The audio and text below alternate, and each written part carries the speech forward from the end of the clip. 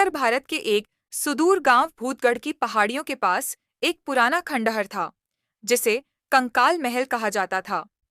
गांव के बुजुर्ग कहते थे कि वहां एक कंकाल दानव का निवास है, जो हर पूर्णिमा की रात को जागता है। वर्षों से कोई भी उस खंडहर की तरफ नहीं गया, लेकिन इस बार गांव का एक निडर लड़का वीरू उस रहस्य से पर्दा उठाने निकल पड़ा। वीरू एक 25 वर्षीय होशियार मगर जिद्दी लड़का था।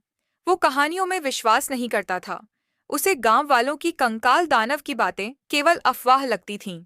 एक दिन उसने अपने दोस्तों से कहा, अगर वहां सच में कोई दानव होता तो इतने सालों में किसी ने उसे देखा क्यों नहीं? मैं इस शनिवार रात को उस खंडहर में जाऊंगा। गांव के लोग डर गए। उसके दादाजी ने मना किया, बेटा, वहां मत जाना। वहां जाने वाले लोग लौट कर कभी नहीं आए। कंकाल दानव की भूख कभी शांत नहीं होती। पर वीरू ने ठान लिया था। शनिवार की रात, चांद पूरा था। वीरू एक टॉर्च लेकर अकेले रात 12 बजे वो कंकाल महल पहुंचा। सब कुछ शांत था, पर हवा में एक अजीब सी सड़ांध थी। खंडहर की दीवारों पर खून के निशान थे। वीरू ने हिम्मत करके एक कमरे के अंदर कदम रखा। अचानक एक कड़कड़ाहट की आवाज़ आई। उसने देखा, सामने एक विशालकाय कंकाल जमीन से उठ रहा था। उसकी आंखों लाल थीं और उसके हाथ में एक तलवार था। कंकाल दानव गरजा। कौन है जिसने मेरी नींद तोड़ी? वीरू घबरा गया, लेकिन बोला, मैं सच जानने आया हूं। क्या तुम सच में लोगों को खाते हो?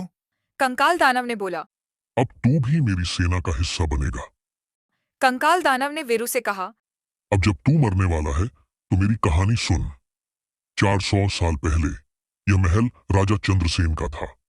वह एक क्रूर और तामसी राजा था जो बलि देता था इंसानों की ताकत बढ़ाने के लिए। एक दिन उसने एक साधु को मार डाला। मरते समय साधु ने शाप दिया, तू और तेरा किला हड्डियों में बदल जाएंगे और तू खुद एक कंकाल दानव बनेगा। और वही हुआ।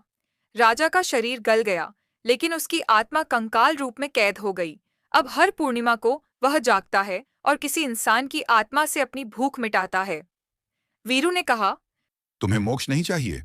मोक्ष नहीं चाहता, मुझे बदला चाहिए। वीरू जान गया कि कंकाल दानव उसे मार देगा, इसलिए उसने वहां से भागने की कोशिश की, लेकिन दानव ने देख लिया। पर तभी बाहर से एक आवाज आई। महापार्वती नमः। गांव का तांत्रिक भोला बाबा वहां पहुंच गया था। भोला बाबा ने मंत्रों का जाप शुरू किया। कंकाल दानव चीखने लगा। मेरे शाप का समय अब पूरा हो गया है। कंकाल दानव गूंजा, लेकिन उसका क्रोध अभी भी खत्म नहीं हुआ था। पर भोला बाबा ने उसे एक त्रिशूल दिया और कहा, इससे सिर्फ सच्चा दिल वाला ही मार सकता है। वीरू ने साहस जुटाया और कंकाल दानव पर त्रिशूल से वार किया। कंकाल दानव वहीं ध्वस्त हो गया। जैसे ही कंकाल दानव मरा, हवाली के ऊपर से चिड़ियों का फौज निकला। अगली सुबह गांव में जब वीरू वापस आया, तो पूरा गांव उसे धन्यवाद दे रहा था। वीरू ने गांव वालों को सारी बातें बताईं, जिससे ये साफ हो गया कि कंकाल दानव सिर्फ कहानी नहीं, हकीकत था। गांव वालों ने वीरू को भूतगढ़ का रक्षक नाम दिया। रात के सन्नाटे में गांव के बाहर की एक छोटी झील के पास हड्डियों का कंकाल पड़ा था। कंकाल दानव की आत्मा अभी भी भटक रही थी। कंकाल महल तो नष्ट हो चुका था, लेकिन वीरू को चैन नहीं था। उसे बार बार लगता जैसे कोई उसकी छाया के पीछे चल रहा हो। एक रात उसे सपना आया। कंकाल दानव फिर से खड़ा है और कह रहा है, मेरा शरीर तूने नष्ट किया है, आत्मा अभी जिंदा है। अब तू मेरा अगला शरीर बनेगा। वीरू नींद से उठा। उसने ठान लिया कि इस बार वह इस आत्मा का भी अंत करेगा। वीरू ने भोला बाबा से पूछा। दानव की आत्मा को खत्म कैसे किया जाए? भोला बाबा उसे अपने कुटिया में एक पुराने ग्रंथ के पास ले गए। ग्रंथ में लिखा था, अशांत आत्मा तब तक जीवित रहती है जब तक उसकी हड्डियों की राख को पवित्र जल में विसर्जित न किया जाए। वीरू ने पूछा। पर कंकाल महल तो मिट्टी में समा गया, उसकी राख कहाँ मिलेगी? भोला बाबा बोले, कभी कभी आत्माएं अपनी एक हड्डी धरती के ऊपर छोड़ देती हैं। वह हड्डी अब शापित होती है और उसे पहचानना बहुत कठिन है।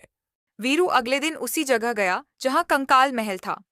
अब वहां सिर्फ एक खंडर था, लेकिन अचानक उसकी नजर एक अजीब हड्डी पर पड़ी।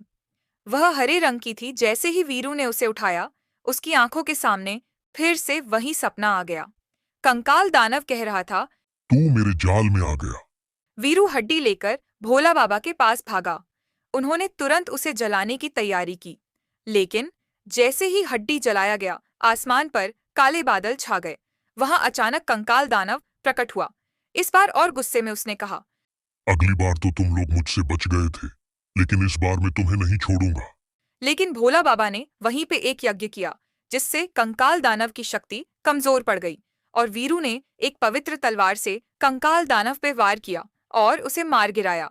एक तरह पूरे गांव के ऊपर से कंकाल दानव का कहर खत्म हो गया और गांव फिर से शांत हो गया। हमेशा के लिए वीरू अब एक स्कूल में टीचर का काम करता था और बच्चों को बताता था कि हर किसी का सामना बहादुरी से करनी चाहिए।